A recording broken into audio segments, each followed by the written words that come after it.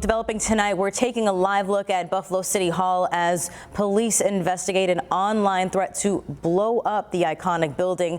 They're also looking into the harassment of several city lawmakers following the raising of the Somali flag in Niagara Square this week. Well, the flag raising ceremony took place on Wednesday, which is when the city of Buffalo released a statement explaining why there would be no fireworks show in the city to mark the country's 250th anniversary this weekend. Well, since then, someone vandalized the pole and stole the Somali flag, and now the city of Buffalo leaders are facing increased scrutiny over the lack of holiday plans this 4th of July weekend. You only turned 250 years old once, so this is a major milestone in the history of our nation. Just days before our nation's 250th anniversary, City of Buffalo Mayor Sean Ryan releasing a statement saying that the Queen City will not be hosting a July 4th fireworks show. The administration cited an appropriate site could not be identified that would provide a safe and widely accessible viewing experience for residents. Erie County Republican Committee Chairman Michael Crocker says he feels Mayor Sean Ryan's administration not making this a priority is unacceptable. They say they had logistical challenges.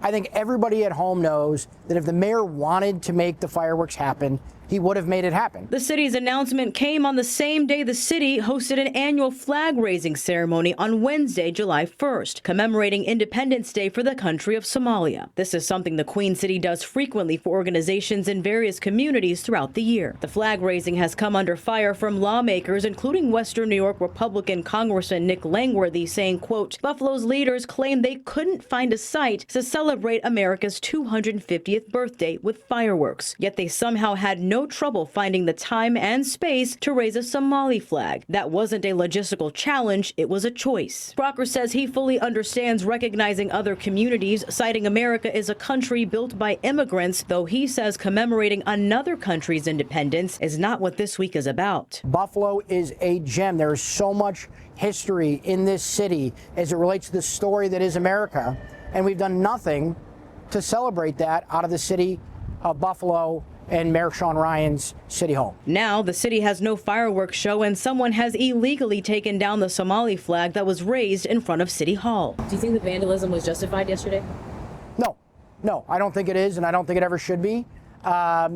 I don't think it was appropriate to have that event when you haven't properly recognized the United States of America. Shane Keyes, president of Our City Action Buffalo, says these two things should not be in the same conversation. You know, it's really apples to oranges with a fireworks display and a flag being raised in terms of logistics and the technical needs of those two different things. Keyes added that OCAB condemns the Somali flag being taken down, calling it a form of hate speech, and says this is not a good representation of the city of good neighbors. They are our family members, they are our colleagues, they are students, and they contribute to and beautify and enrich our community in ways that are truly immeasurable.